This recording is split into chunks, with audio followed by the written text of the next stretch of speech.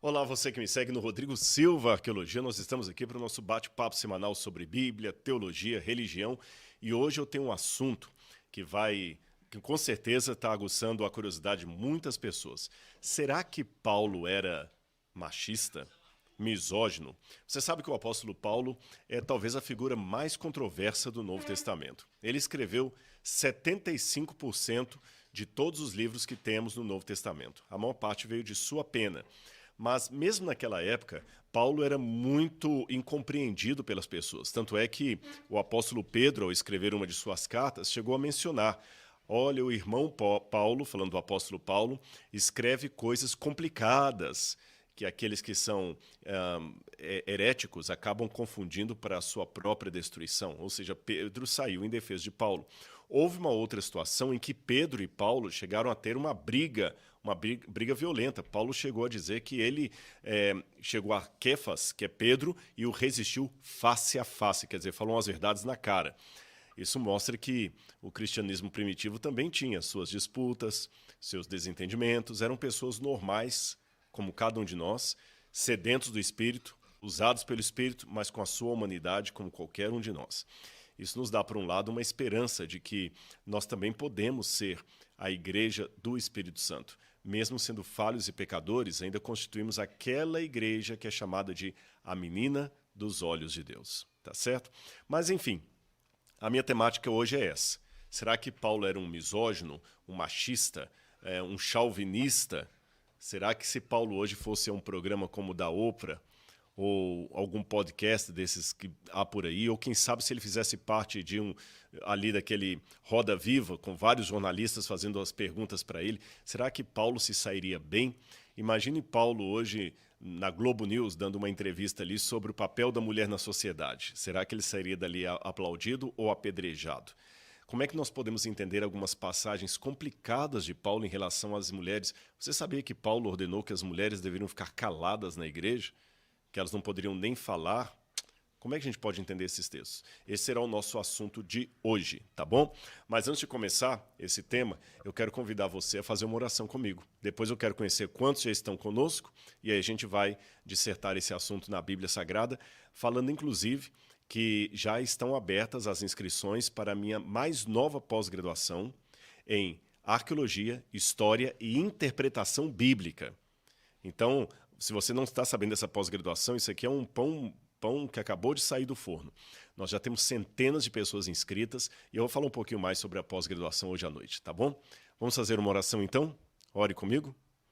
Senhor, meu Deus, meu Pai, nesse momento, em nome de Jesus, pedimos-te a presença do Teu Santo Espírito, que o Senhor possa falar conosco e através de nós, e que possamos deixar que a Bíblia Sagrada, o Teu livro supremo, aquele livro que contém as tuas revelações, que ele possa realmente ser aberto e possa falar ao nosso coração e que possamos explicá-lo também com entendimento espiritual. Fique conosco em nome de Jesus. Amém, Senhor. Amém. Dá para conhecer o pessoal que está com a gente aí? Vou pedir ajuda para a minha equipe aqui. Quantos estão conosco até agora? Quantas pessoas? Já temos 1.500 pessoas. Começamos bem. 1.500 é um auditório bom, né? Mas acho que a gente pode aumentar esse número aí, tá bom? Manda já agora aquele aviãozinho ali para as pessoas, convide outros para participarem. O tema hoje é um tema delicado. Será que Paulo era machista? Por que Paulo mandou as mulheres ficarem caladas na igreja? Eu já vi vários tipos de interpretação, vou dar para vocês algumas aqui, e como é que a gente pode se posicionar para uma leitura sóbria do que Paulo realmente afirmou. Vamos conhecer primeiro quem está com a gente aqui, de vários lugares do Brasil e também do exterior, que eu sei que tem gente de fora também com a gente. Vamos lá. Para quem vou dar o primeiro boa noite aqui, Rose Nascimento, de Brasília. Obrigado, Rose, por estar conosco aqui. Que Deus abençoe você e sua família. Marcelo Fagundes, a paz do Senhor Jesus Cristo, Pouso Alegre, Minas Gerais. Pouso Alegre, cidade linda. Rogério de Guatemala. Sabia que tinha gente de fora, viu? Rogério da Guatemala. Quem mais? Gorete Lira, de Rio Grande do Norte. Natal, Rio Grande do Norte. Obrigado, Gorete. Daniel Vargas, Rio Grande do Sul. Ah, um detalhe. A gente ainda tem que continuar o nosso apoio ao Rio Grande do Sul. Não pensem porque a mídia parou de falar de lá que tudo já está resolvido.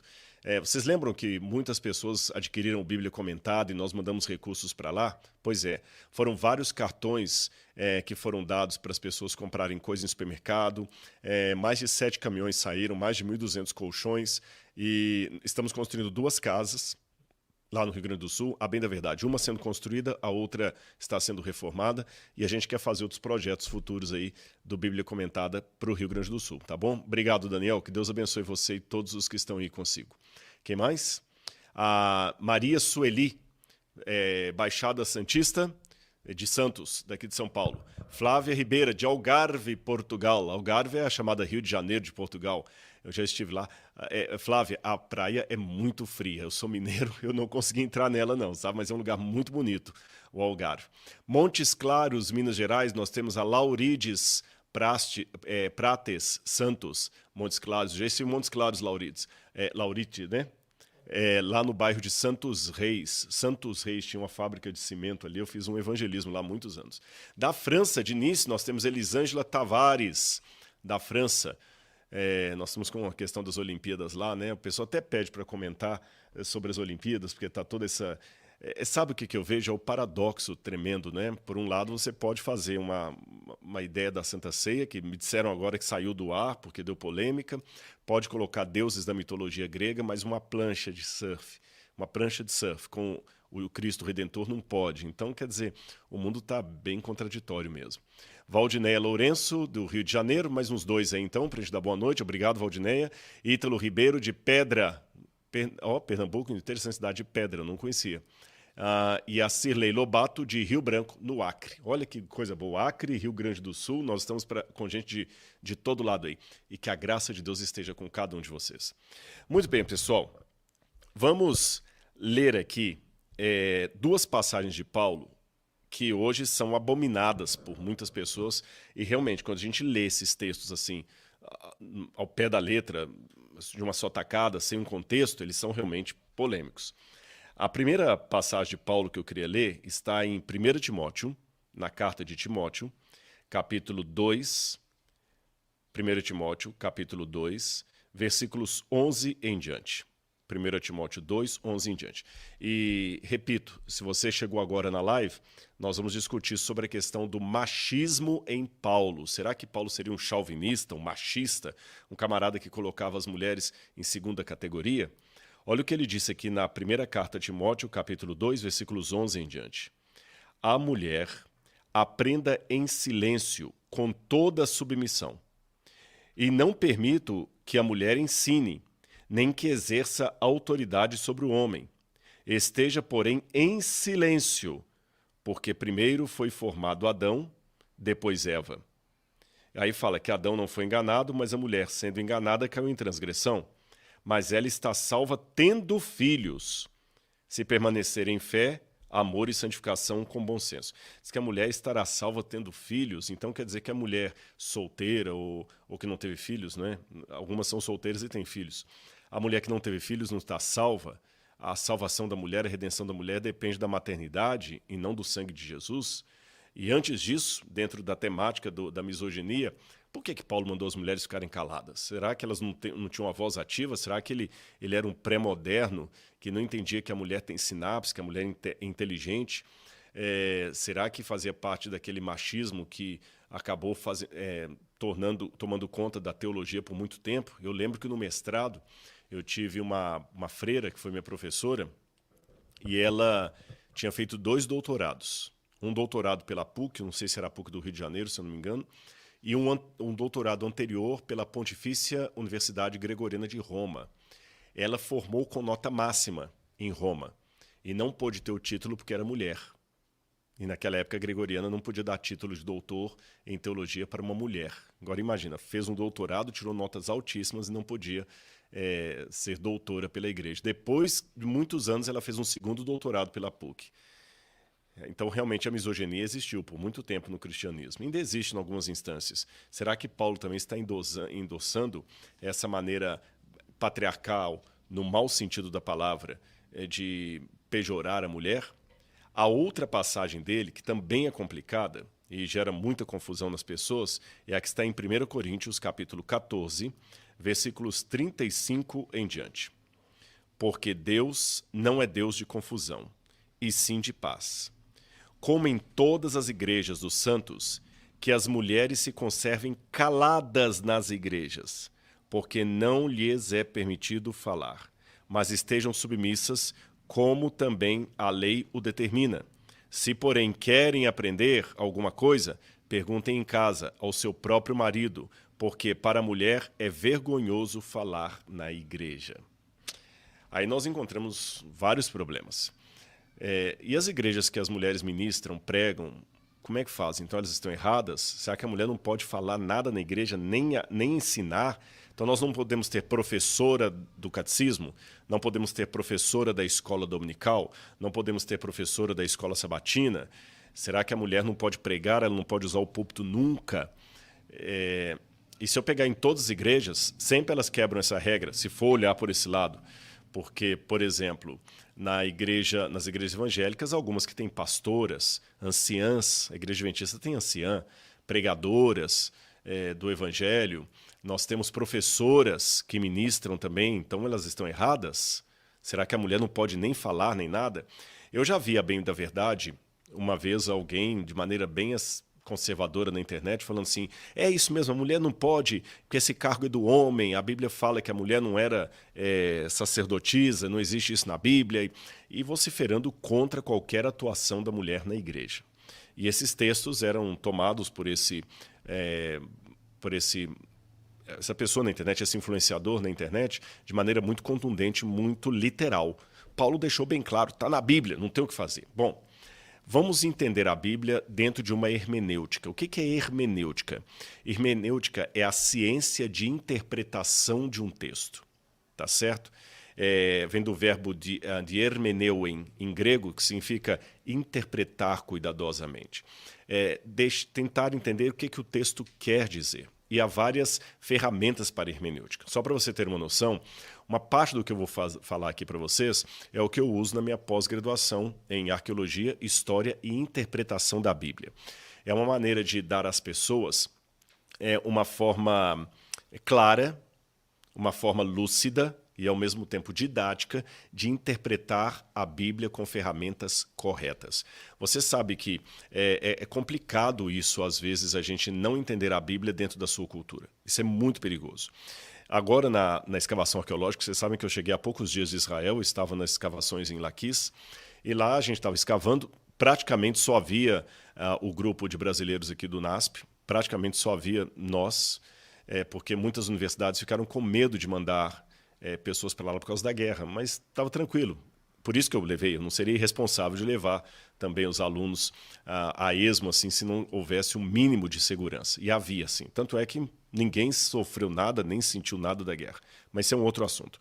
O fato é que, fora os brasileiros e os israelenses que estavam escavando ali, que eram pouquíssimos, nós éramos a maioria, havia um doutor em arqueologia dos Estados Unidos que não está atuando na área, ele é piloto de avião da American Airlines, o Brian, muito gente boa aí. E vocês sabem que quando a pessoa fala que ele é piloto de avião, um avião comercial, isso sempre chama atenção. Eu tenho 2 amigos pilotos lá em Belo Horizonte, e eles também, sempre que a gente está reunido, Alexandre e a Flânia, sempre o pessoal pergunta como é que é pilotar, como é que é a vida, e eles sempre respondem com muita boa vontade. E o Brian não foi diferente. E ali, nas várias conversas, eu lembro num break lá que o Brian estava contando de acidentes que acontecem na Ásia, e que eles quebraram a cabeça para saber qual o porquê de tanto acidente na Ásia de avião. Você pode olhar, sempre quando tem um relatório de acidente aeronáutico, é na Ásia. E uma das coisas que eles descobriram há relativamente poucos anos é que o problema estava com a cultura do controlador de voo. É que é o seguinte, naquela cultura local, a hierarquia é muito bem estabelecida, muito bem estabelecida. Então você jamais chama a atenção de alguém que é mais velho do que você ou que está num patamar acima do seu. Você não pode fazer isso, de maneira nenhuma. Você tem sempre que respeitar. É uma desonra você chamar a atenção de alguém mais velho ou de alguém que está numa hierarquia superior. E principalmente corrigi-lo. Isso é terrível na cultura deles. E nessa compreensão, embora que na hora da aterrissagem ou da decolagem a autoridade maior é do controlador de voo, é de quem está na torre, é ele que determina se o avião pode descer ou se ele não pode descer, é ele em primeira instância que fala isso, mas de qualquer maneira o piloto ainda tem aquele status de ser o comandante, até o próprio nome diz, comandante. E de fato, dentro de uma aeronave, a autoridade maior é do comandante. Se o comandante falar que ele não vai levantar voo, a nave não sobe. Vocês sabem disso. Pode vir uma ordem do dono da empresa. É para decolar, ele não vai decolar. Se ele não quer, ele não decola. Se ele vir alguma coisa que ele acha que não está seguro decolar, ele não decola. Se o piloto falar que um passageiro tem que descer, aquele passageiro tem que descer, porque o piloto é a autoridade maior dentro do avião. Pois bem, essa ideia acaba passando para o controlador de voo na torre. E dentro dessa cultura da Ásia Menor, onde ele não chama a atenção de um superior, quando às vezes o comandante estava perguntando assim, como está o meu voo? Está tudo tranquilo? É lógico, falando isso com linguagem técnica, codificada, como eles usam, né? Zulu, Papa, Alfa, aquele alfabeto todo e tal, né? Pode ir a tantos graus. Não, está ótimo, senhor. Está ótimo. Eles não tinham coragem de corrigir ao piloto. E por não terem coragem de corrigir o piloto achava que estava tudo certo com o seu voo e às vezes não estava. Havia algo a ser corrigido. Isso provocou muitos acidentes na história da aeronáutica, especialmente na Ásia.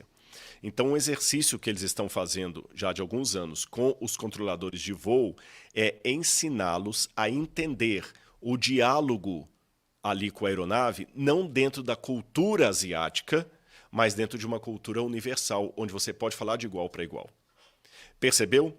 Era a mesma coisa que estava sendo dita, só que um controlador de voo de Nova York entenderia a pergunta ou mensagem do piloto de uma forma diferente do controlador de voo de Tóquio, por exemplo, ou de Singapura. Então, por isso que é interessante que aquele de Tóquio ou Singapura entenda o que o piloto está perguntando dentro de uma perspectiva não local, mas de uma cultura geral. A mesma coisa acontece com a Bíblia Sagrada. A palavra de Deus está sendo dita numa linguagem própria de quem a escreveu. E nós, às vezes, estamos interpretando como o rapaz da torre asiático dentro da nossa perspectiva. E, às vezes, nós não estamos entendendo exatamente o que ele quer dizer. O contrário também é verdadeiro. O piloto, quando o da torre falava que estava tudo bem, entendia que era literalmente estava tudo bem, quando nem sempre estava. Ora, do mundo da aeronave para a exegese, você vê como é importante entender o contexto de uma passagem, o que eles quiseram dizer com aquilo, para que não haja má interpretação. Tá certo? Vamos lá, então. O que Paulo quis dizer em 1 Timóteo? Eu vou me deter mais no texto de 1 Timóteo, para não ficar muito comprido e cansativo para vocês, e vamos usar ferramentas da exegese. 3 ferramentas aqui nós vamos usar. Um pouco de arqueologia, tá certo? Contexto histórico e também elementos da hermenêutica, tá bom? São esses 3 pilares aqui. Tá certo? Quer repetir os três pilares? Então, vamos. Arqueologia, que ela me ajuda a entender um pouco, contexto histórico e a hermenêutica ou a exegese. Vamos ler de novo a passagem de Timóteo. Paulo diz assim, a mulher aprenda em silêncio, 1 Timóteo capítulo 2, versículo 11, para quem quiser acompanhar. A mulher aprenda em silêncio com toda submissão, e não seja permitido que a mulher ensine, nem que exerça autoridade sobre o homem, esteja, porém, em silêncio. Bom, será que Paulo realmente está querendo dizer que a mulher não pode ensinar em momento algum, que a mulher não pode falar nada na igreja, que ela tem que ficar calada? Eu quero... coloca para mim o primeiro slide, por favor. Eu separei uma série de textos. Eu escolhi especificamente textos relacionados a Paulo, que nos mostram que as mulheres ensinavam, lideravam na igreja e ministravam na igreja cristã apostólica, inclusive com o endosso do apóstolo Paulo. A primeira passagem que eu quero ler com vocês, elas estão todas na tela aí, é Atos capítulo 2, versículos 17 e 18. Atos capítulo 2, versículo 17 e 18. Atos 2, 17 e 18. Vamos ver na minha tradução aqui como está.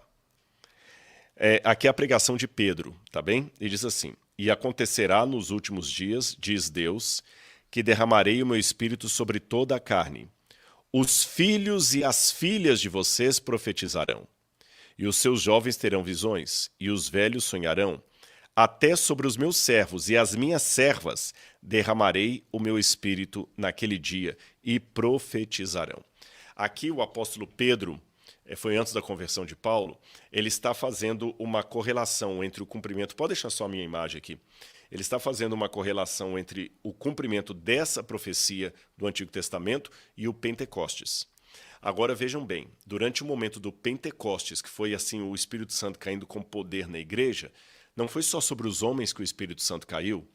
Ali o livro de Atos dos Apóstolos diz que estavam todos reunidos na casa, umas 120 pessoas, e entre essas pessoas estavam homens e mulheres, porque estavam, por exemplo, Maria, a mãe de Jesus, que também foi batizada com o Espírito Santo, estava Pedro. E quando Pedro toma a palavra e vai falar da profecia do Antigo Testamento que se cumpriu ali, a profecia diz que o Espírito cairia sobre todos, homens e mulheres, filhos e filhas, e todos, servos e servas, profetizariam. Então, à mulher também foi dado o direito de profetizar em nome de Deus. Por que eu comecei com essa passagem aqui? Porque uma das formas de você entender bem o texto bíblico é examinando o contexto. Uma palavra isolada, uma passagem isolada é complicada. Então, como a Bíblia é um livro homogêneo, a gente tem que entender o seguinte: isso é ensinado em toda a Bíblia ou só aqui? Então, por exemplo, se Paulo realmente era machista, eu tenho que entender a Bíblia várias vezes endossando o machismo, a misoginia, mas não é o caso. Há muitas passagens aqui, muitas, eu citarei apenas algumas, onde as mulheres também profetizavam, ensinavam. Já comecei a mostrar as mulheres profetizando aqui e recebendo o dom do Espírito. Olha bem, elas estavam falando do templo, porque quando o Espírito Santo caiu sobre os 120 ali no cenáculo, a Bíblia fala que eles foram imediatamente para onde? Pro templo. E lá começaram a pregar. Então, não há diferença entre Pedro pregando aqui, batizado pelo Espírito Santo, e Maria, mãe de Jesus, pregando ali, batizada pelo Espírito Santo. E no templo. No templo. Então você vê, se Deus fosse alguém que não aceitasse um ministério das mulheres, elas não receberam o Espírito Santo. O Espírito Santo cairia só sobre os homens naquele dia. Vamos a mais uma passagem. Atos capítulo 16, versículos 14 e 15. Atos 16, 14 e 15. Diz assim na minha tradução. Certa mulher chamada Lídia, da cidade de Tiatira, vendedora de púrpura, temente a Deus, nos escutava. O Senhor lhe abriu o coração para que tivesse atenta ao que Paulo dizia.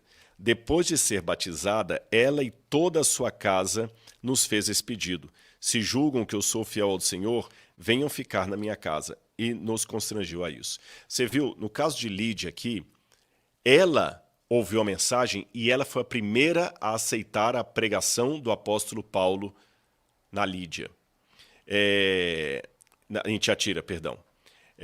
A Lídia foi certamente aquela que pregou para sua família.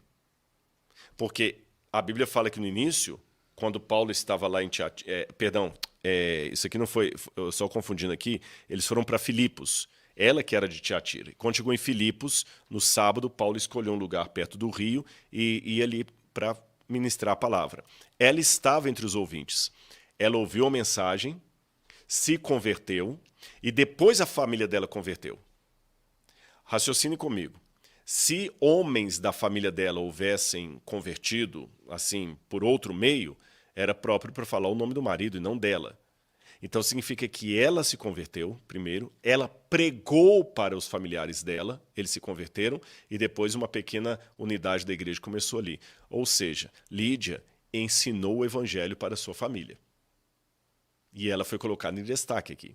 Então havia um papel para a mulher, sim. Próxima passagem que eu quero ler com vocês, Atos capítulo 18, versículo 26, Atos 18, verso 26, na minha tradução diz assim: Apolo começou a falar ousadamente na sinagoga. Quando Priscila e Áquila o ouviram falar, levaram-no consigo e com mais exatidão lhe expuseram o caminho de Deus. Apolo foi um grande pregador da época do Novo Testamento. Embora saibamos pouquíssimo acerca da vida dele, há um destaque à sua pessoa como sendo alguém realmente que exerceu uma grande influência enquanto líder. Aliás, há até alguns comentaristas que supõem que a chamada Epístola de Paulo aos Hebreus, na verdade, seria uma transcrição de autoria de Apolo. Não podemos afirmar isso, mas há uma hipótese a esse respeito.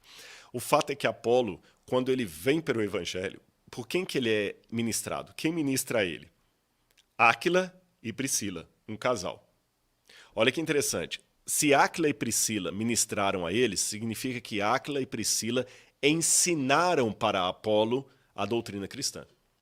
Então ele recebeu o ensino de um homem e de uma mulher. E chama minha atenção que aqui no livro de Atos, o nome de Priscila vem na frente. Priscila e Áquila, e não Áquila e Priscila. Significando que ela tinha a preeminência entre os dois. Porque geralmente, quando você tem... Isso acontece muito no livro de Atos dos Apóstolos. Alguém tomando a dianteira na frente do outro, sendo mais proeminente que o outro, o nome dele vem primeiro. Por exemplo, quando Paulo está lá em Damasco e Barnabé vai buscá-lo, começa assim: e vieram a pregar Barnabé e Saulo, Barnabé e Saulo, Barnabé e Saulo. Aí depois muda, Saulo e Barnabé, Saulo e Barnabé, Saulo e Barnabé. Essa troca de nomes não foi acidental da parte de Lucas, o autor do livro de Atos. Ela foi proposital para mostrar quem estava na liderança, quem estava na dianteira. Nesse caso aqui, era Priscila e não Áquila. Então nós temos Priscila, juntamente com seu esposo Áquila, sendo ela a proeminente, ensinando a Bíblia para Apolo. Então como é que a mulher não pode ensinar? Mais uma passagem. Vamos lá. É Atos capítulo 21, versículo 19. Atos 21, versículo 19. Atos 21, verso 19. Fala quando Paulo chega a Jerusalém e fala das filhas de... Só um minutinho aqui, das filhas que eram profetisas. Deixa eu ver só se eu estou vendo, se eu estou lendo o texto certo. Só um minuto. Volta o texto para mim, por favor. Eu estou achando que esse texto aqui é Atos 21, 19. O texto não é esse aqui, não. Que Paulo, quando ele vai pregar em Cesareia, na verdade, é o verso 9. Viu, pessoal? Corrigindo, não é 19, é o 9. Filipe tinha 4 filhas solteiras que profetizavam. Então diz que lá em Cesareia, quando Paulo vai, ele já encontra um homem chamado Filipe, que havia se convertido. Ele morava em Cesareia, ele tinha 4 filhas que profetizavam. Aí alguém pode falar, tá, mas essas meninas profetizavam, a Priscila ensinava fora da igreja. O que Paulo está proibindo é que a mulher ensine e profetiza na igreja. Bom, aqui não diz em lugar nenhum onde elas profetizavam. Então, tanto afirmar que elas profetizavam fora da igreja quanto dentro da igreja é uma informação gratuita. O texto apenas diz que elas profetizavam. E de mais a mais, qual a diferença da mulher ensinar dentro da igreja e fora da igreja? Por que dentro da igreja seria pecado, fora da igreja não seria pecado? Não há lógica nisso. E mais, se as mulheres não podiam ensinar na igreja, então aquelas que estavam no cenáculo também não poderiam ministrar no templo. E no templo fala que elas pregaram ali juntos, porque todos que foram batizados com o Espírito Santo foram para o templo para pregar. Continuando ainda na nossa relação aqui, nós temos outra passagem que mostra o ministério das mulheres dentro das igrejas. Vamos começar com Romanos capítulo 16, versículos 1 a 6. Quando Paulo fala de vários dos seus colaboradores, terminando a carta aos Romanos, ele fala assim, olha, recomendo-lhes a nossa irmã Febe, que está servindo na igreja de Cencreia. Olha como é que ele fala. Febe, que está servindo na igreja de Cencreia. Ou seja, é diferente aqui, porque quando as pessoas se reuniam na casa de alguém, falava o seguinte, a igreja que se reúne na casa de fulano, a igreja que se reúne na casa de Beltrano. Aqui não é o caso. Aqui está dizendo que essa irmã Febe, ela ministrava, servia na igreja de Cencreia. Então ela era uma missionária, comissionada, e que estava trabalhando ali, para que vocês recebam no Senhor como convém aos santos e a ajudem em tudo de que vocês e ajudem em tudo o que de vocês vier a precisar, porque ela tem sido protetora de muitos, inclusive de mim. Então veja bem, ela era uma missionária, que a recomendação que Paulo dá para ela é que ela fosse aceita na igreja. Então ele fala, recomendo-lhes a nossa irmã. Esse tipo de carta Paulo dava para Timóteo, para Tito, para essas pessoas que ele enviava ali, o próprio Lucas, olha, vocês, aqui eu recomendo vocês. Saúdem Priscila e Áquila, de novo a Priscila, meus companheiros em Cristo Jesus, os quais pela minha vida arriscaram sua própria cabeça, e isso lhes agradeço, não somente eu, mas também todas as igrejas dos gentios. Saúdem igualmente a igreja que se reúne na casa deles, aqui sim, na casa de Priscila e Áquila. Saúdem meu querido Epêneto, primeiro fruto da fé em Cristo Jesus na província da Ásia. Saúdem Maria, que muito trabalhou por vocês. Saúdem Maria. Então, Paulo menciona aqui entre os cooperadores dele, ele menciona Priscila, ele menciona Maria, ele menciona Febe. Vamos a mais um texto aqui. Também em Filipenses, capítulo 4, versículos 2 a 3, Paulo fala de duas mulheres que lutaram lado a lado com ele na causa do evangelho. Vamos lá então, Filipenses 4, versículos 2 a 3. Vamos ver lá. Com toda a humildade e mansidão, Filipenses que eu falei, né? Eu abri em Efésios aqui. Filipenses, capítulo 4, 2 a 3. Peço a Evódia é um nome feminino, Evódia, e peço a Sintique, outro nome feminino, que no Senhor tenham o mesmo modo de pensar.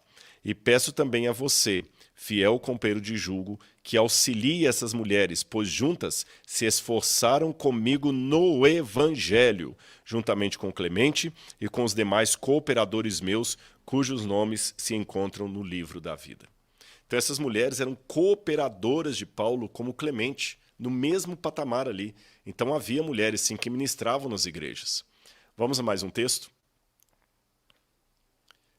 O outro aqui, 1 Coríntios, capítulo 11, versículo 5. 1 Coríntios 11, versículo 5. Isso aqui é indireto esse texto, mas ele nos ajuda a entender. Quando Paulo fala dos conselhos às mulheres, ele diz assim, toda mulher, porém, que ora ou profetiza com a cabeça descoberta, desonra sua própria cabeça, porque é como se tivesse raspada. Então ele fala, a mulher pode, ele não proíbe a mulher de orar e profetizar, apenas diz que ela não fizesse isso com a cabeça descoberta. Então a mulher profetizava, ela orava, ela cooperava com Paulo, ela ministrava, ela ensinava. Então essa gama de passagens e outras que eu poderia mostrar, essas aqui não são únicas, elas evidenciam que a mulher tinha um papel de liderança sim na igreja cristã primitiva. Com isto colocado, a gente volta então para o texto lá de Timóteo e já percebe que seja qual for a interpretação que nós possamos dar, não é correto dizer que as mulheres não tinham voz ativa na igreja cristã primitiva. Isso não é verdade. Vamos continuar o próximo slide aqui. Próximo. A primeira coisa que temos que entender nessa epístola é qual o objetivo com o qual ela foi escrita. As epístolas ou cartas são escritas diante de certas questões que chegaram ao conhecimento do apóstolo. Uma interpretação adequada exige que este problema seja identificado da melhor forma possível. A preocupação das epístolas pastorais é o ensino distorcido, conforme Atos 20, verso 30. Falsas doutrinas, mitos e elementos do judaísmo helenístico, 1 Timóteo 1, verso 4. Paulo já advertiu os efésios para que não se deixem levar por todo o vento de doutrina e os advertiu contra aqueles que os desviaram. Realmente, aqui quando você vai, por exemplo, eu mencionei para vocês 1 Timóteo capítulo 1, versículo 4, Paulo fala, nem se ocupem com fábulas e genealogias sem fim. Essas coisas mais promovem discussões do que o serviço de Deus. O que Paulo está dizendo aqui? Que havia problemas doutrinários sérios na igreja que Timóteo era pastor. E que igreja seria essa? A igreja de Éfeso. Quando Paulo passou um tempo em Éfeso, depois ele teve que sair dali, e tudo por causa de uma briga envolvendo estatuetas como esta aqui. Nós vamos contar essa história para vocês daqui a pouquinho, tá bom? Depois eu dou o detalhe aqui, só para poder mostrar mesmo, não vou falar disso aqui agora não. Paulo acabou saindo de Éfeso, e quem ficou cuidando da comunidade cristã em Éfeso foi Timóteo. E foi para Timóteo que Paulo escreveu essa carta. Mais tarde, quando Timóteo saiu de Éfeso, Paulo escreveu uma outra carta aos Efésios, que está também no Novo Testamento. Então, o que eu já aprendo aqui? Essa carta a Timóteo foi escrita por Paulo para o pastor Timóteo, que cuidava da paróquia, vamos dizer assim, da cidade de Éfeso. Agora a pergunta é, quais eram os problemas teológicos ou doutrinários que estavam surgindo ali? Nós temos várias pistas. Paulo fala de fábulas, ele fala de genealogias, ele fala de pessoas que estavam negando a divindade. Ele fala, por exemplo, de algumas das heresias lá, ele fala assim, olha, pela hipocrisia, 1 Timóteo 4, verso 2, pela hipocrisia dos que falam mentiras e que têm a consciência cauterizada, que proíbem o casamento e exigem a abstinência de alimentos que Deus criou para serem recebidos, com gratidão pelos que creem e conhecem a verdade. Então, veja bem, ele falava de pessoas que proibiam o casamento, exigiam abstinência de certos alimentos, pessoas que falavam de um certo conhecimento. Essa passagem é interessante também.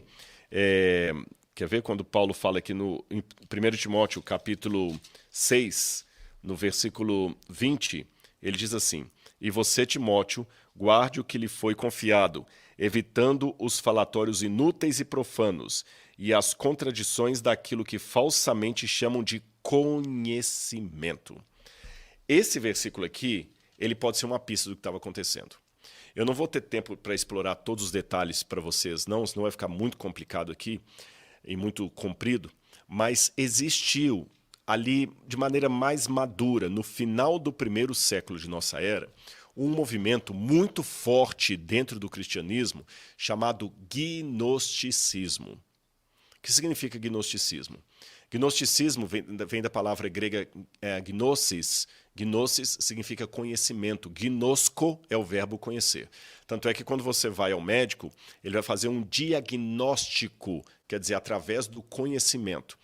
Em síntese, porque o gnosticismo é uma coisa vasta, meu mestrado foi sobre o gnosticismo, havia várias linhas, mas em síntese, tentando simplificar assim, a contragota de tudo, o gnosticismo era um grupo de pessoas que faziam uma mistura entre judaísmo, helenismo, noções gregas, e cristianismo. E essa pessoa que fazia essa salada, eles diziam possuir um conhecimento, daí o nome gnosis, um conhecimento secreto que somente os iniciados podiam ter. E esse conhecimento colocava várias coisas, como, por exemplo, o papel do feminino sagrado, os vários eons de separação entre nós e Deus, a negação que Jesus realmente veio em carne. Por isso que o apóstolo João fala que aquele que nega que Jesus veio em carne é do anticristo, porque eles negavam a encarnação de Jesus, e outras coisas mais. Alguns autores, como F.F. Bruce, por exemplo, acreditam que, embora o gnosticismo maduro seja do final do primeiro século, portanto posterior aos tempos de Paulo, uma forma embrionária de gnosticismo já existia no tempo de Paulo. Ou seja, aquilo que lá no final do primeiro século vai estar maduro, construído e vai ser combatido por João, já existia de maneira ainda embrionária na época de Paulo. Por isso que ele coloca, e eu gostei da tradução da Nova Almeida atualizada, que põe o conhecimento entre aspas aqui em 2 Timóteo capítulo 4, capítulo 6, versículo 21. Aquilo que falsamente chamam de conhecimento, de gnosis. Então Paulo já lidava com alguns desses. Então esses estavam indo às igrejas, estavam torcendo a doutrina das igrejas. Portanto, a epístola foi escrita para responder, isso aqui é importante você anotar, essa epístola foi escrita para responder aos falsos ensinos que estavam chegando no cristianismo.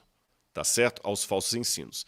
Então, se eu disser que a epístola está vindo para proibir a mulher de falar, não é, eu estou distorcendo, porque o objetivo da epístola não é esse. Aliás, só para você ter uma noção, eu esqueci de mencionar uma coisa importante, o próprio Paulo fala de Timóteo como sendo aquele que aprendeu junto com sua avó, Lloyd e Eunice, sua mãe e sua avó. Então, Paulo fala com ele assim, Timóteo, não se afaste daquilo que você aprendeu desde a infância. E Paulo fala dessas mulheres piedosas que foram as próprias professoras de Timóteo.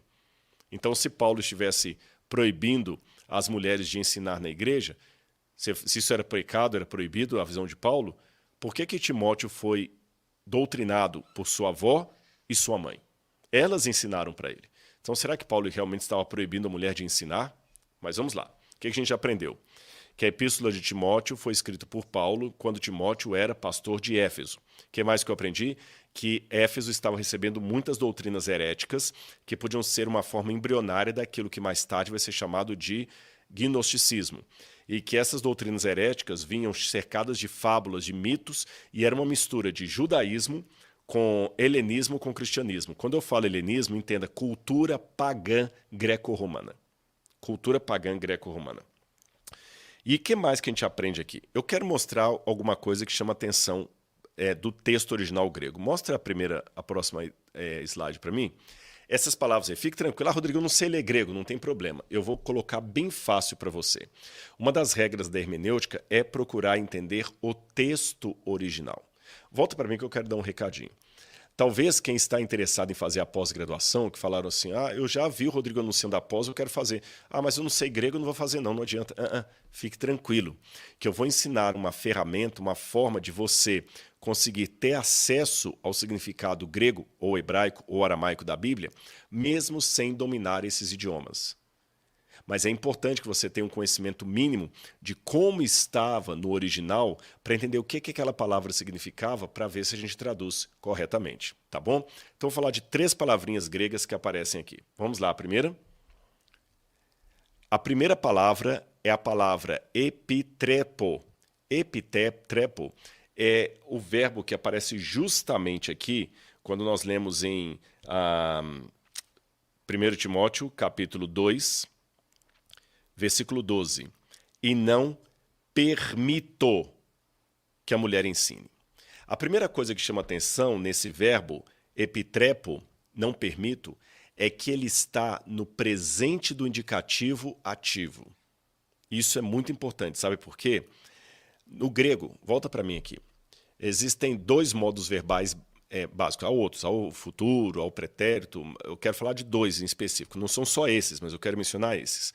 Tem o modo auristo e tem o presente do indicativo ativo. Qual a diferença entre os 2? O auristo é uma ação pontual, acabada, ponto, de uma vez por todas. O presente do indicativo ativo é uma ação inacabada, continuada. Se eu for traduzir ao pé da letra o presente no grego, eu devo traduzir assim, estou escrevendo, não eu escrevo. Embora em português eu escrevo seja presente, no grego eu escrevo é auristo. Auristo é uma forma assim, atemporal, ponto, acabou, de uma vez por todas. Então eu escrevo. Escrevo, pontual, não vou escrever mais, escrevo, acabou. Agora, se é uma presente do indicativo ativo, é uma ação contínua, então o correto é estou escrevendo. Como esse verbo aqui está no presente do indicativo ativo, se o tradutor fosse colocar dentro do idioma grego mesmo, o melhor seria e não estou permitindo que a mulher ensine. E não estou permitido, ou seja, devido à circunstância, nesse momento eu não estou permitindo. Se Paulo escrevesse de forma aurista, eu não permito que a mulher ensine, aí sim você podia entender que ele não estava permitindo que a mulher ensinasse em época nenhuma, de forma nenhuma, que era uma regra, era uma lei, uma cláusula pétrea da lei de Deus, que a mulher não pode ensinar na igreja nunca, de maneira nenhuma, em nenhum lugar. Não.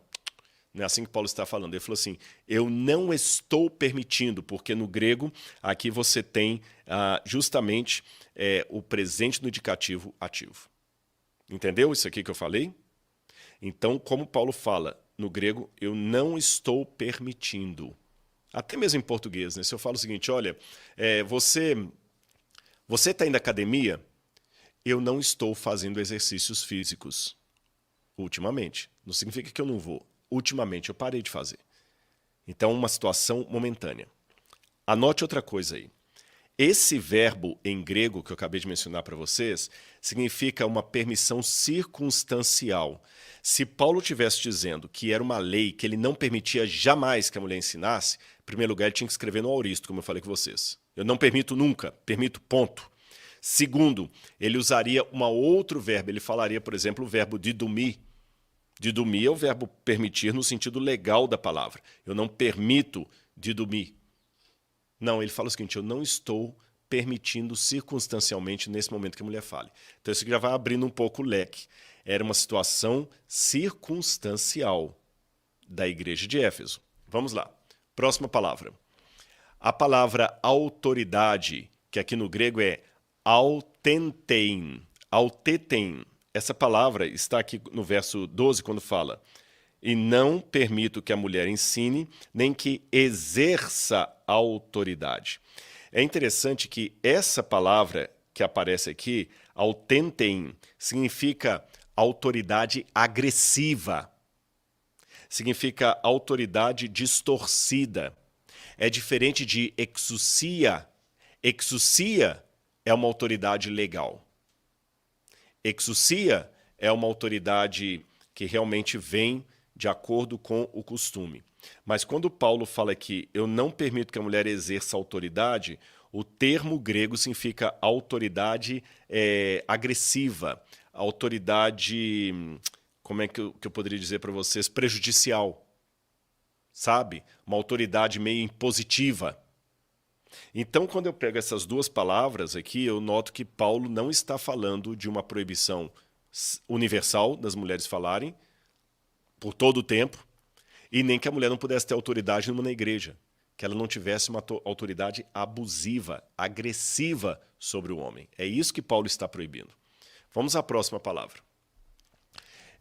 A outra palavra que chama atenção é a palavra ressurria. Ressurria, que está aqui no verso final, no verso 15.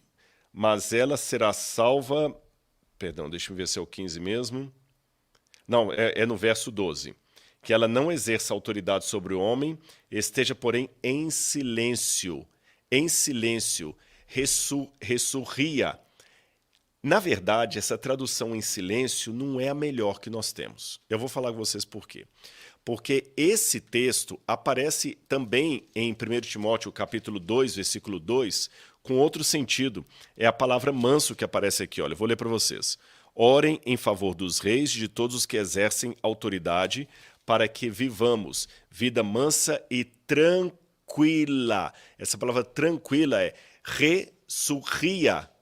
É o mesmo termo que aparece aqui, só que na versão anterior, o tradutor traduziu como tranquila, daqui embaixo traduziu como um silêncio.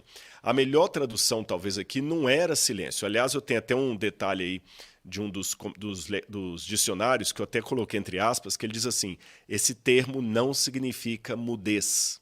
Mudez. Então, quando eu olho o original, o que Paulo está escrevendo aqui? Eu vou parafrasear para vocês, levando em consideração a forma original. A mulher, então vou começar aqui, vamos ler aqui. A mulher aprenda em tranquilidade com toda a submissão. E, atualmente, não estou permitindo que a mulher ensine, nem que exerça autoridade abusiva sobre os homens. Esteja, porém, tranquila, calma. Esse é o sentido. Aí você pode falar assim, Rodrigo, mas mudou muito, né? Pois é. É isso que a gente descobre quando você faz um exercício hermenêutico correto. Não ficou bem mais tranquilo? Aí você pode falar, por que o tradutor já não põe desse jeito? Bom, deixe-me defender os tradutores aqui. Traduzir não é fácil, porque às vezes você tem que aprender o gênio da língua e ter a ideia também de colocar aquilo numa forma moderna que o leitor possa entender. E falando de Bíblia Sagrada é complicado, porque se você faz uma alteração na tradução para tornar o texto mais fácil, você sai um pouquinho da tradução e entra na paráfrase. Aí muitos podem não aceitar, mas é difícil realmente para o tradutor. Imagine que eu esteja traduzindo do inglês para o português e escute um americano falar assim, It's rain, dogs and cats. Aqueles que estão me ouvindo que sabem inglês sabem que eu falei It's rain, dogs and cats, está chovendo cães e gatos. Mas em inglês não quer dizer que cachorro e gato está caindo do céu. Isso é uma maneira simbólica de se dizer em inglês que está chovendo muito. Então aí a questão é, eu vou traduzir está chovendo muito ou eu vou traduzir ao pé da letra está chovendo cães e gatos. Se eu falar está chovendo cães e gatos, eu traduzi corretamente o que está no original. Mas o leitor não vai entender. Se eu colocar está chovendo muito, o leitor vai entender, mas eu não traduzi exatamente o que está no original. Percebeu como é complicado? Por isso que é importante, na hora de estudar a Bíblia, você ter bons comentários, boas ferramentas para poder descobrir exatamente o que eu estou descobrindo aqui. E eu prometo que eu quero dar essas ferramentas para você, tá bem? Vamos mais um elemento aqui, mais um slide. O que aparece aqui é que Paulo está vindo na contracultura de Éfeso. O que é que a gente aprende? Uma das principais coisas que sabemos sobre a religião em Éfeso é que esta era a religião principal, era um culto exclusivamente feminino. O templo de Ártemis, esse é o seu nome grego, os romanos a chamavam de Diana, era uma estrutura enorme que dominava a área. Como adoradores de uma divindade feminina, os sacerdotes eram todos mulheres. Eles governavam o show e mantiveram os homens em seus lugares. Deixa eu explicar isso para vocês.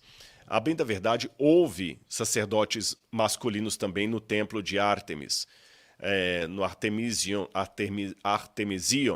que era dessa divindade aqui. Ó. Já que ele deu close, eu vou mostrar para vocês. Essa aqui é a famosa deusa Ártemis, ou Artemis, tá bem? Ela está aqui na forma da grande deusa mãe. Ela tem os cabelos aqui do lado, uma coroa na cabeça.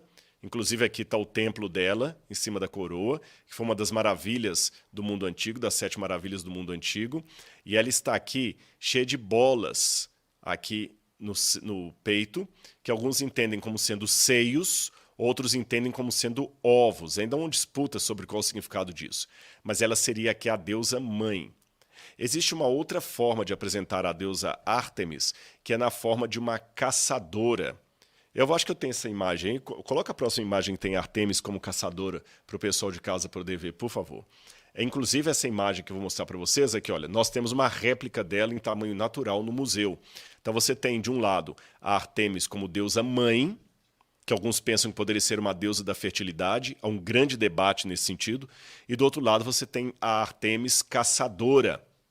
Agora deixa eu contar para vocês a história dessa divindade aqui, que foi a principal deusa de Éfeso na época do apóstolo João. Então volta para mim aqui, vamos lá.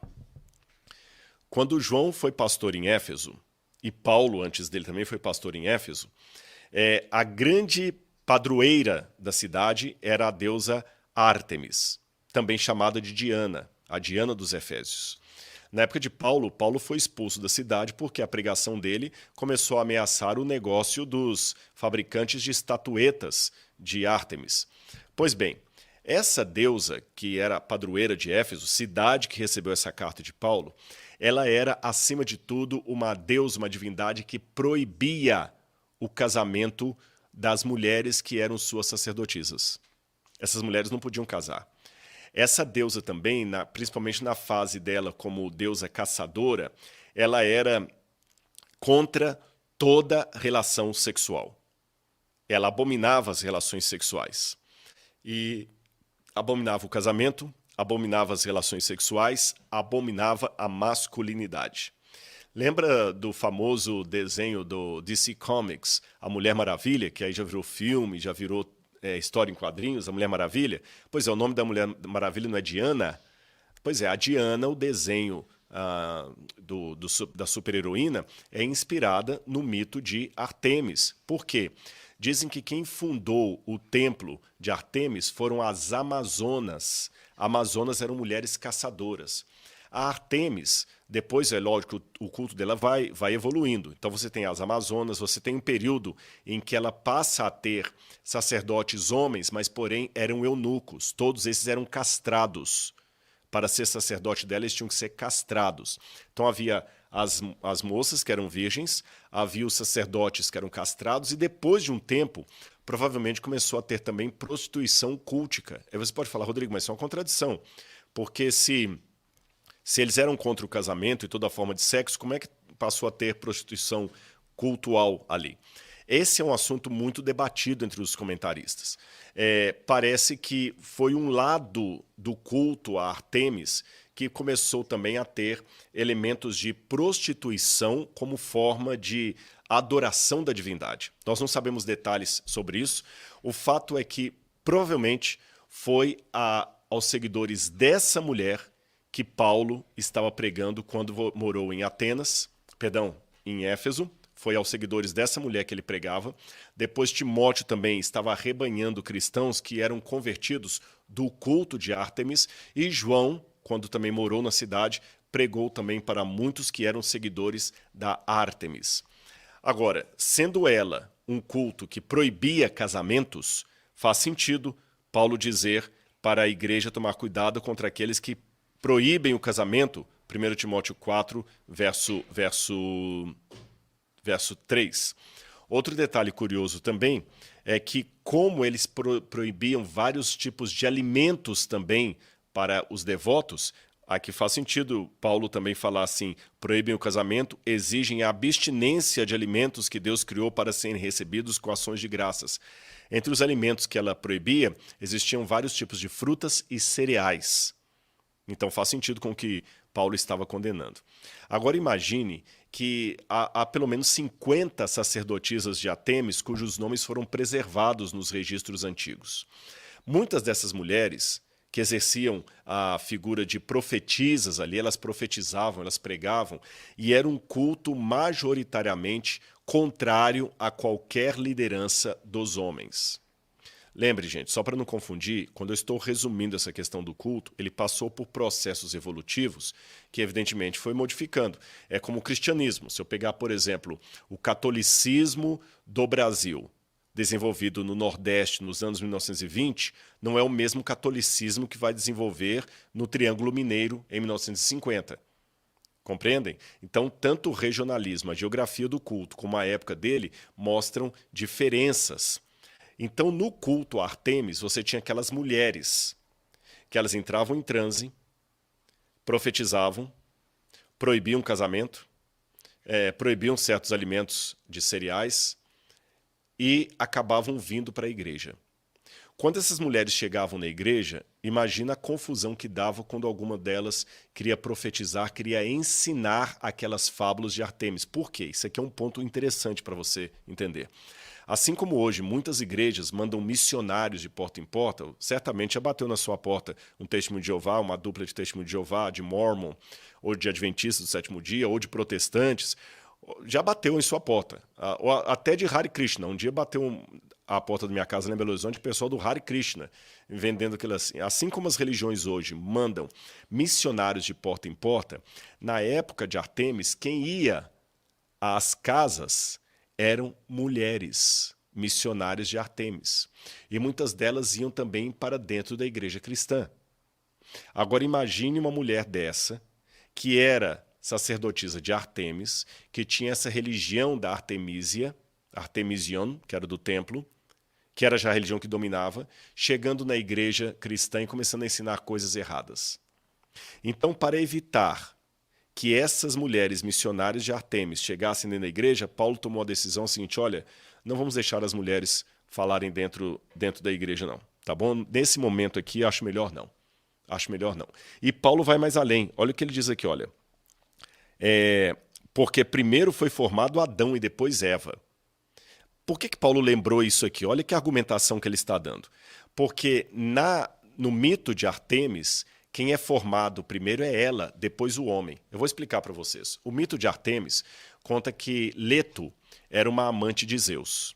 E quando Leto ficou grávida, Hera, a esposa de Zeus, queria matar Leto e queria devorar, mandar matar as suas crianças. E a Hera mandou fazer uma serpente do mar para devorar as duas crianças de Leto. Então Leto fugia da serpente, sofrendo dores para dar à luz. O primeiro bebê que nasce dos gêmeos era uma menina, que foi a Ártemis, Ela nasce e ela recebe como símbolo a lua. Depois ela ajuda sua própria mãe a dar à luz ao seu irmão, que seria Apolo, o símbolo do sol. Então Ártemis, depois de tudo isso, ela resolve não se casar, ela resolve não ter marido e ela se torna a protetora das mulheres grávidas, a protetora dos animais da floresta e, ao mesmo tempo, aquela que cria o culto base da igreja de Éfeso. Ficou tudo claro para você? Então, Paulo aqui mostra, olha, na mitologia de Ártemis, pode até ser que quem nasceu primeiro foi ela, depois Apolo, mas a gente segue a Bíblia, não são essas fábulas que Paulo está falando. Paulo fala demais, cuidado com as fábulas. Aqui está uma fábula, os mitos, como diz em grego. Na nossa doutrina, que não é baseada nas fábulas, mas no Gênesis, quem foi criada primeiro foi Eva. E ele ainda fala, e Adão não foi iludido, mas a mulher sendo enganada caiu em transgressão, mas ela será salva tendo filhos. Para Ártemis, a maternidade era um castigo dado à mulher. Por isso que ela protegia as mulheres que estavam na hora de dar à luz. Porque aquilo não era uma coisa boa. Paulo fala, não, dar à luz é uma coisa boa sim. Porque lembra quando Deus falou com a mulher, olha, mulher, você vai ter problemas por causa do pecado, mas no teu ventre estará o Messias. É ele que vai esmagar a cabeça da serpente. Então a salvação da mulher estava no filho dela que nasceria. Paulo lembra que, ao contrário do mito de Diana dos Efésios, ou Ártemis, a salvação da mulher e não a sua derrota está na geração de filhos. Porque foi assim que veio o Messias. Então Paulo está certamente, pelo que a gente lê aqui, criticando duas coisas. O gnosticismo embrionário que já estava no seu tempo e os cultos de Ártemis, as doutrinas heréticas de Ártemis que estavam entrando dentro da igreja cristã a partir das missionárias de Ártemis, que era uma religião predominantemente feminista, com sacerdócio feminino e que colocava os homens geralmente em situação de inferioridade. Ficou claro? Por isso que Paulo tece toda essa discussão, mas não que as mulheres fossem proibidas de pregar. Doutra feita, nós não teríamos aquela gama de passagens onde eu mostrei as mulheres ensinando várias vezes na Bíblia. E quanto ao outro texto que está em Coríntios, capítulo 14, 1 Coríntios, capítulo 14, que Paulo também mandou as mulheres ficarem caladas na igreja. A motivação aqui é mais ou menos parecida com a de Ártemis. Por que mais ou menos? Porque, no sentido que é parecido, é porque em Corinto também havia um problema com uma outra divindade feminina, que era a padroeira de Corinto, só que esta, ao contrário de Ártemis, era completamente promíscua. Eu estou falando de Afrodite. Mostra a próxima foto aí, que tem uma foto de uma montanha com umas colunas, que é a foto de Corinto. Eu vou pedir o David para colocar lá. Essa é uma foto de Corinto. Aqui embaixo você tem o templo do deus Apolo, o deus Sol, que é justamente o irmão de Ártemis. E lá no alto da montanha, não sei se vocês conseguem ver, tem um resto de uma construção. Lá em cima ficava a construção do templo de Afrodite.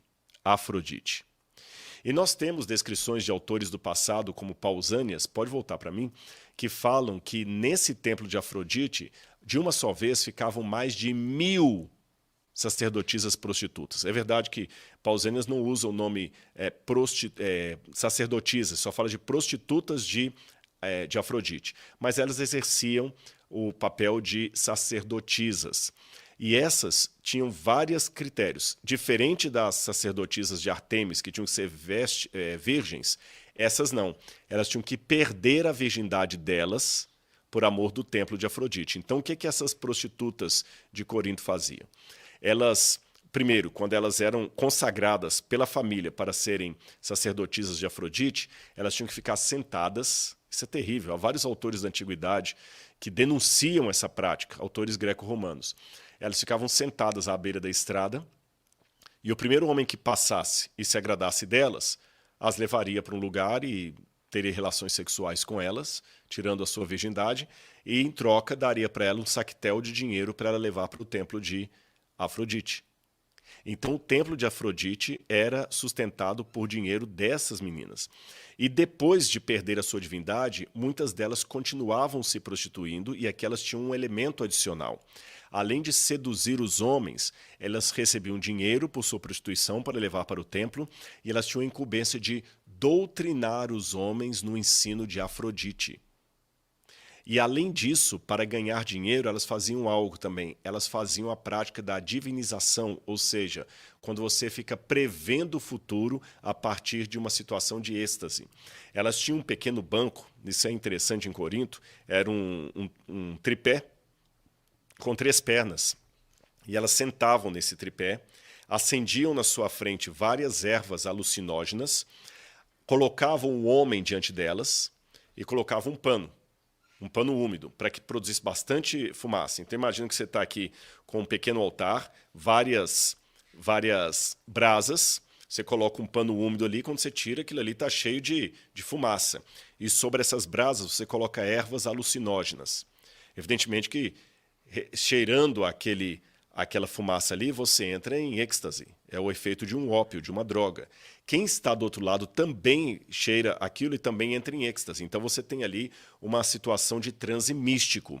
E no transe místico elas começavam a profetizar e começavam a falar coisas, começavam a dizer coisas.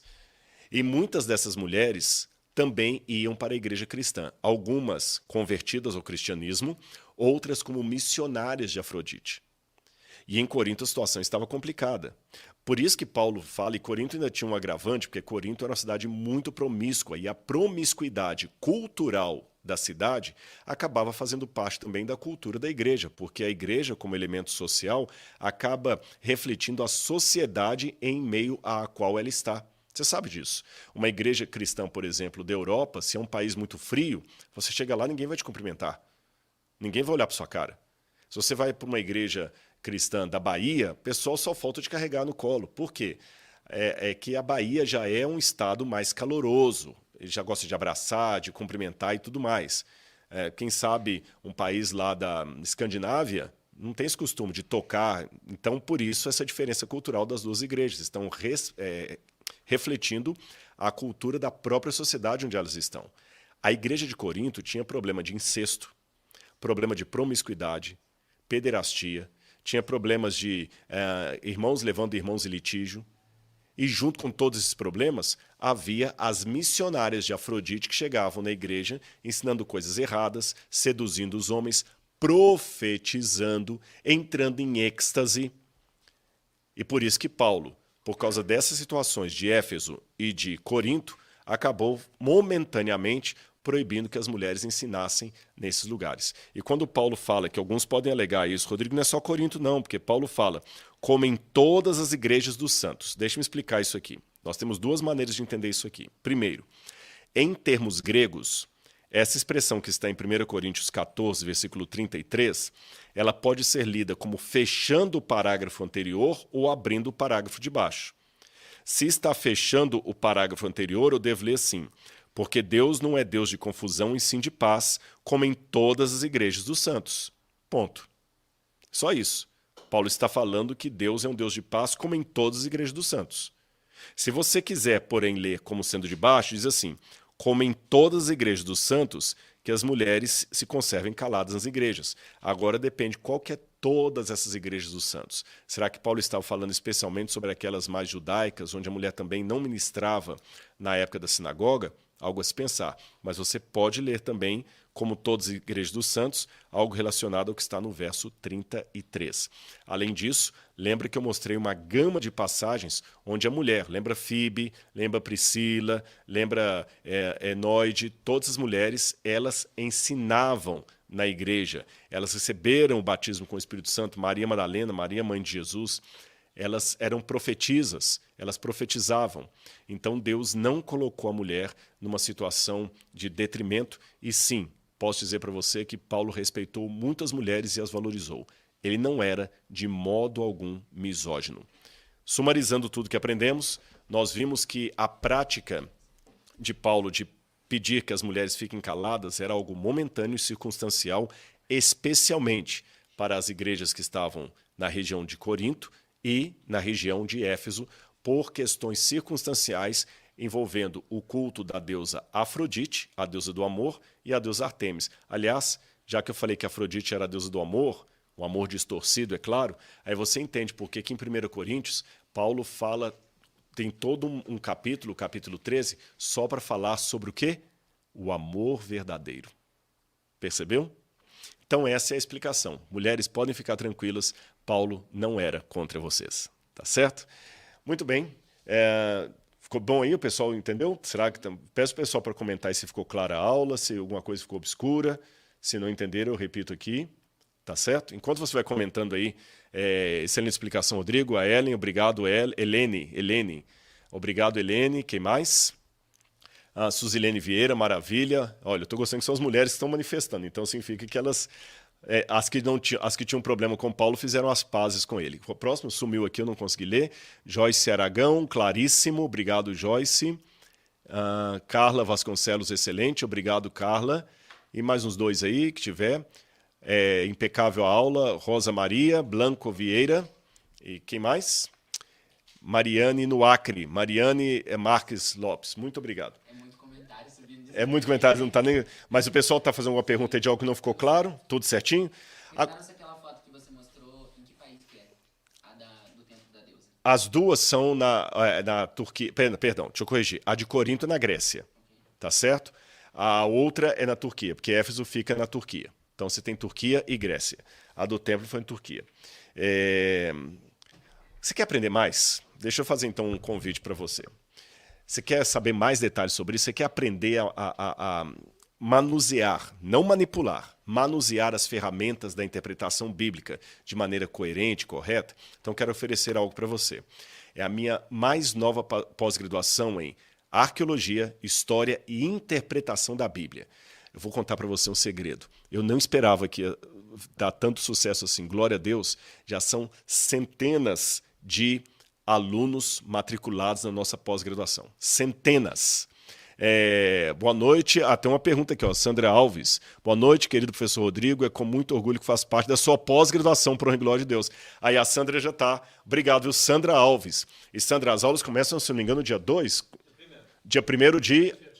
Quinta-feira já começa a primeira aula. Aliás, na quinta-feira vai ter uma aula magna.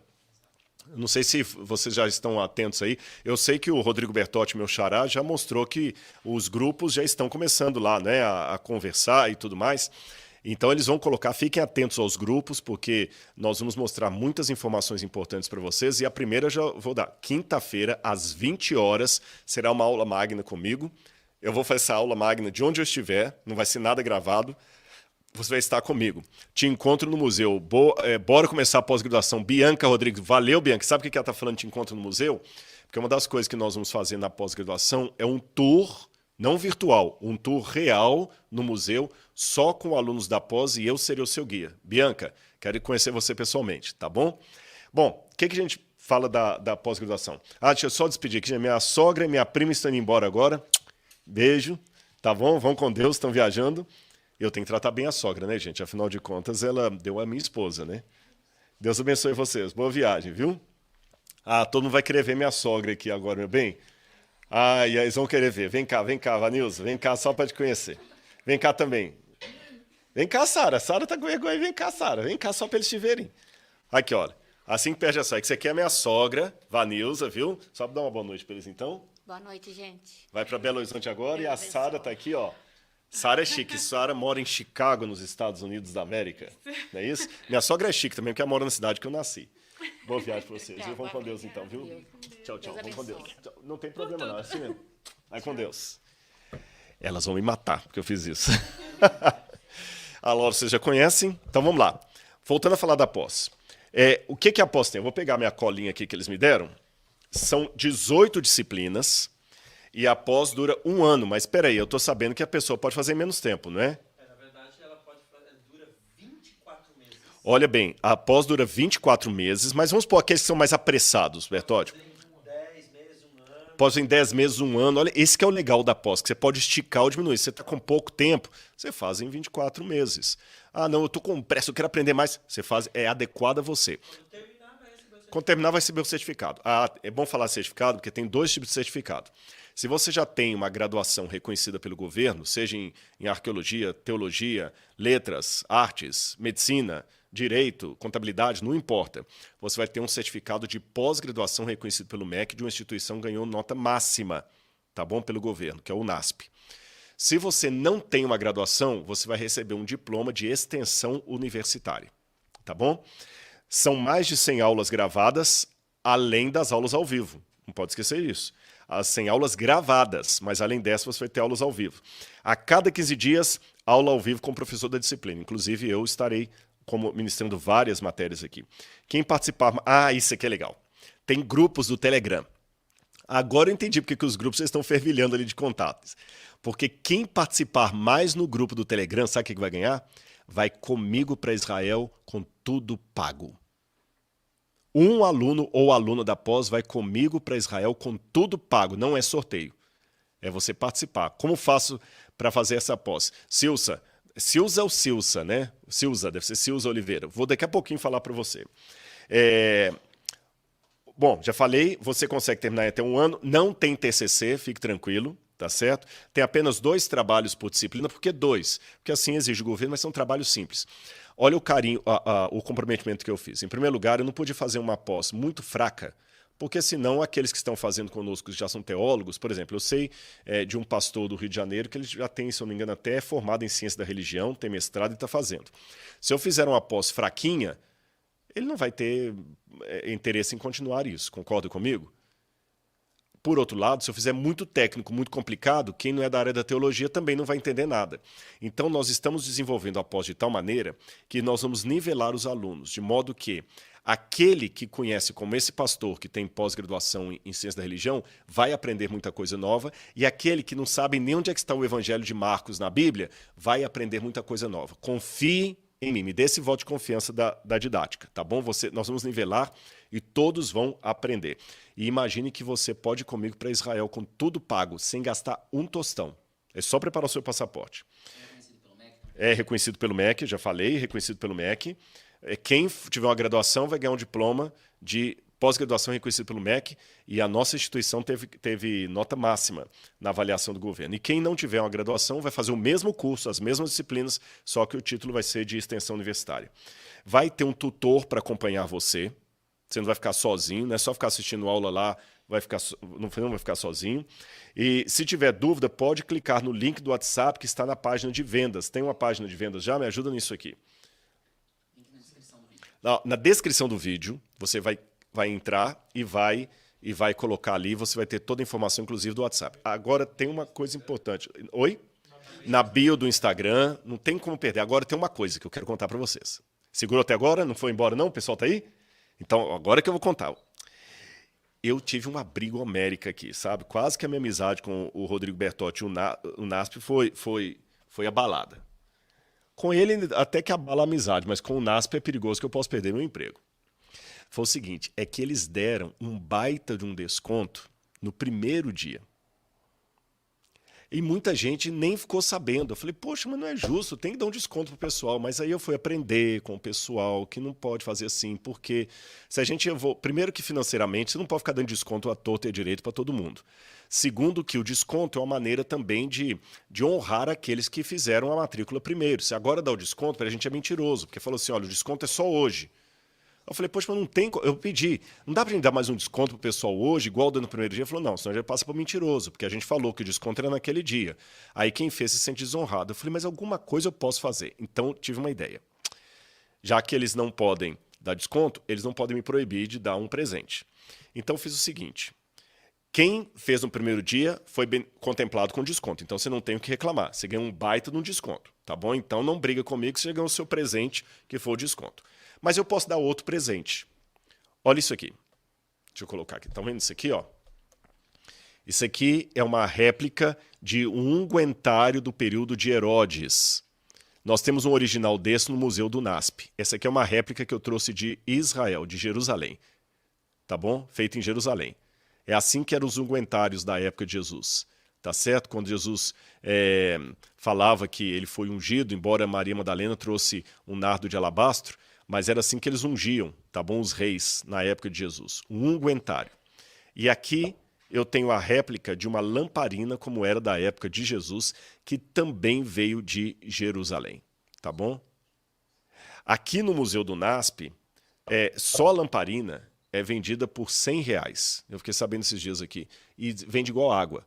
Vende igual água, só lamparina. Então o que eu fiz? Eu perguntei, a gente não tem mais algumas caixas aí que eu tinha trazido de Israel uma época?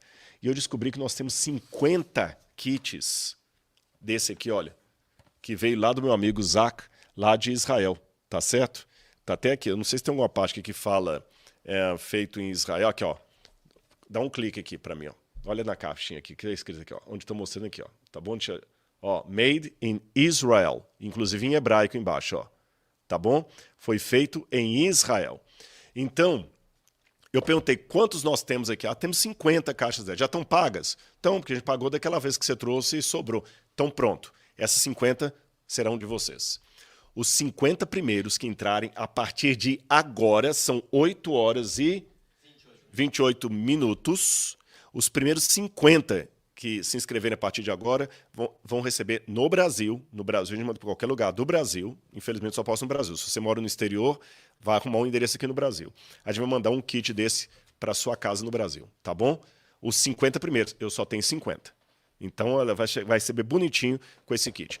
Como no museu eles vendem por R$100 só isso aqui, é como se eu estivesse dando aí um desconto de R$100 e poucos para você. Eu enganei o NASP. Mas isso vale muito mais por ter Sim. em casa, né? Eu acho que vale muito mais pelo seguinte, é priceless. Por quê? Você pode até fazer uma réplica dessa, mas não vai vir de Jerusalém. Esse aqui foi feito com barro de lá, veio de lá, foi feito por gente que mora lá, nos padrões como era no tempo de Jesus. Tá bom? Então, como é R$100 só isso aqui no NASP, vamos supor que os dois eles vendam por uns R$150, de certa forma eu estou te dando um desconto de R$150. E ainda estou te dando um presente aqui, tá bom? Mas só 50. E, gente, não adianta, eu só tenho 50. Jesus fez a multiplicação dos pães e peixes, mas eu não sei multiplicar as lamparinas. Tá bom? E eu encontro você nas aulas da pós-graduação em Arqueologia Bíblica, História e Interpretação Bíblica. Não somente eu, haverá outros professores com doutorado, especializados na área, que vão ajudar você. Será um curso que vai ficar marcado na sua vida. E quem já é do Bíblia Comentada, vale a pena? Vale a pena. Tá bom? É outra forma de ensino com pilares que eu vou dar ferramentas para você interpretar corretamente a Bíblia. Que Deus abençoe vocês, um beijo no coração, um abraço e até o nosso próximo encontro. Tchau, tchau.